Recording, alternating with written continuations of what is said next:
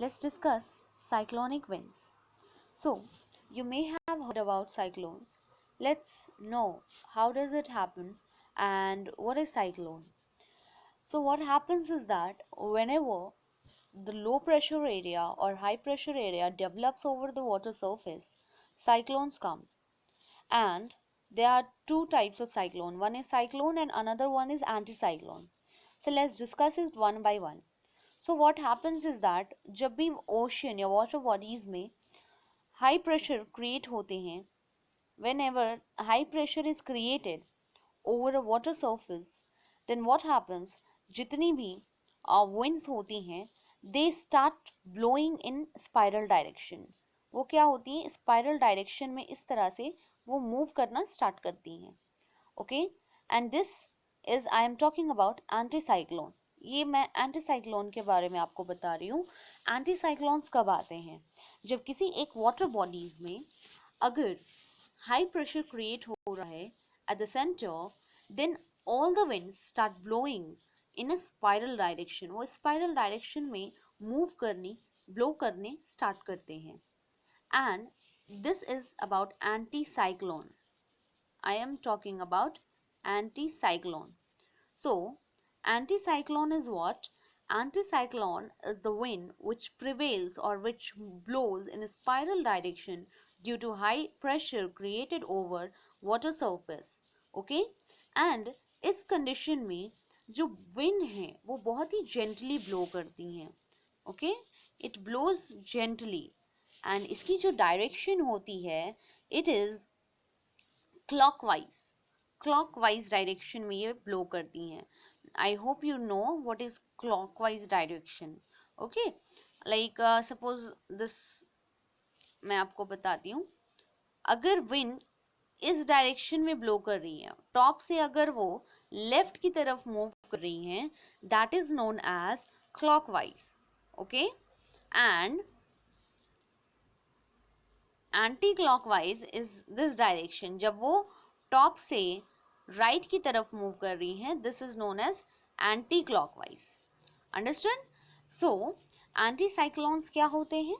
Anti cyclones वैसे winds होते हैं जो वाटर सरफेस में हाई प्रेशर क्रिएट होने की वजह से स्पाइरल मूवमेंट या स्पाइरल डायरेक्शन में ये मूव करते हैं.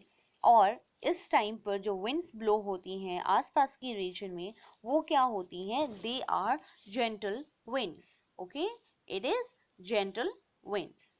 और नॉर्दर्न हेमिस्फीयर में ये क्लॉकवाइज डायरेक्शन और साउदर्न हेमिस्फीयर में ये एंटी क्लॉकवाइज डायरेक्शन में मूव करती हैं. I hope you all are clear what is clockwise and anti-clockwise. From the top, if it moves from the left, and if from the top it is moving towards the right, then it is known as anti-clockwise and this is known as clockwise. Okay,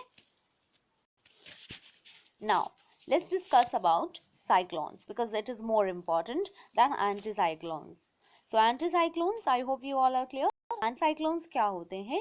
जब भी water surface में centre पे high pressure create होते हैं और सारे winds spiral movement में इस तरह से गोल गोल उस हाई प्रेशर के टुवर्ड सेंटर मानकर वो ऐसे ऐसे इस स्पाइरल मूवमेंट में क्या करते हैं? ब्लो करने स्टार्ट करते हैं, तो उसे हम एंटीसाइक्लोन कहते हैं. And it is clockwise, it blows in clockwise direction in the northern hemisphere and anti-clockwise direction in the southern hemisphere. Okay, और जो winds blow करती हैं during an anticyclone, it is gentle wind. Okay, now cyclone. अब देखिए cyclone क्या होते हैं. Contrary to अगर आपने anticyclone समझ लिया है, then it will be more easier for you to understand cyclones. Now what happens whenever in the water surface low pressure area is creating, and उस low pressure area की वजह से सारी winds क्या करती हैं?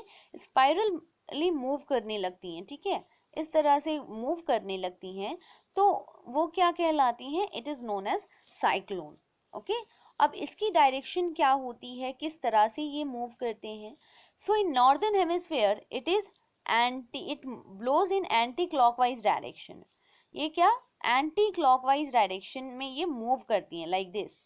ओके, लाइक दिस, टॉप से ये किधर, ये टॉप से किस साइड जा रही है, it is moving towards the sorry in this direction, या in this direction, it is moving towards the right. This is the anti-clockwise direction. Okay, so whenever the low pressure gets exerted over the water surface, the winds start blowing spirally in anti-clockwise direction in northern hemisphere and clockwise direction in southern hemisphere. It is known as what? It is known as cyclone.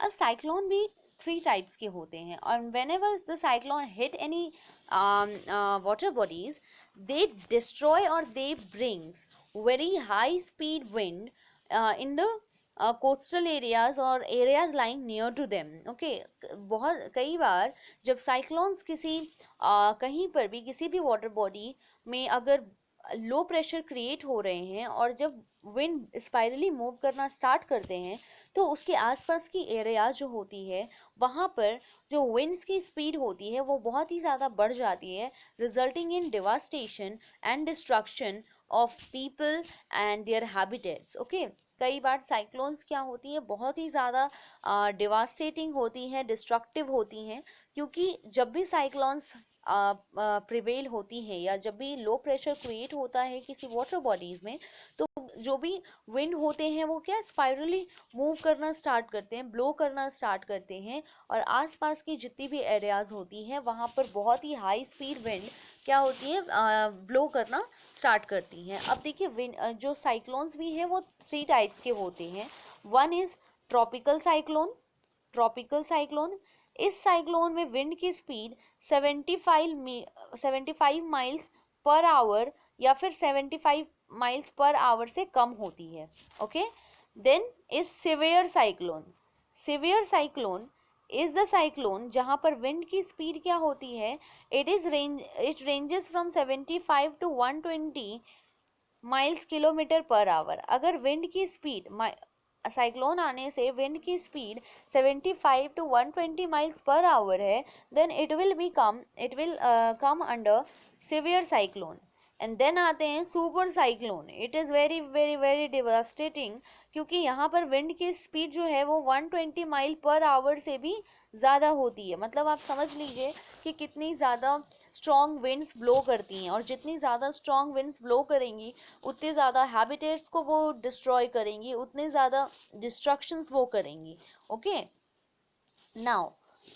now just let's discuss about super cyclone. This is the super cyclone which came in 1999 in the on 28 October. Okay, 28 अक्टूबर को एक cyclone को उड़ीसा ने एक cyclone आई थी उड़ीसा में, और उसे super cyclone इसलिए भी कहा जाता है क्योंकि वहाँ पर विंड की स्पीड क्या थी, it was more than 120 miles per our, और वहाँ पर बहुत ही ज़्यादा डिवास्टेशन होते हैं, बहुत ही ज़्यादा लोग उसमें मारे जाते हैं. Okay, and the wind speed was there 300 kilometres per hour. मतलब विंड की जो स्पीड थी वो कितनी थी, 300 किलोमीटर्स पर आवर थी. और प्रॉपरली जनरली क्या होता है, जब भी साइक्लोन्स आते हैं तो लोगों को वार्न किया जाता है, रेड अलर्ट अनाउंस कर दिया जाता है. बट इस केस में क्या था, थोड़ी सी केयरलेसनेस थी. और Orissa as you know it lies in the coastal area. So coastal area में लोगों का जो मेन ऑक्यूपेशन होता है वो फिशिंग होती है. सो रेड अलर्ट के बाद भी, अनाउंसमेंट के बाद भी, कई सारे फिशरमैन न्यूज़ को इग्नोर करते हुए उस दिन वो चले गए थे वहाँ पर फिशिंग करने के लिए. ओके, अब उसके बाद क्या हुआ कि वो उन्हें शायद पता था, फिर भी उन्होंने क्या प्रिकॉशंस नहीं लिए, वो गए फिशिंग करने के लिए, और लगभग 15 मिलियन पीपल के घर इसमें उजड़ गए. क्योंकि ज़्यादातर जो गरीब लोग होते हैं उनकी जो घर होते हैं वो क्या होते हैं, थैच्ड हर्ट होते हैं, सूखे घास के बने हुए होते हैं. तो वो उस साइक्लोन की वार्निंग को, या फिर कहा जा सकता है कि उस साइक्लोन के आने से उनके घर उजड़ गए और 10,000 से ज़्यादा लोग इसमें मारे गए. Okay, so that was very very devastating moment for Odisha. It was 28th October 1994. Okay, जब ऐसा हुआ, जब वहाँ पर प्रिकॉशंस नहीं लिए गए, लगभग 15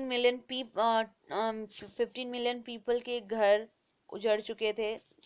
The home of 15 million people were destroyed. 1,000 people or 10,000 people were dead in this super cyclone. Okay, so it is very much necessary for us to take precautions during this time. Okay, कई बार लोग क्या करते हैं, इन cyclones की बातों को ignore करते हैं. Okay, so we should not ignore the announcement, we should not ignore the things which are happening around us. Okay,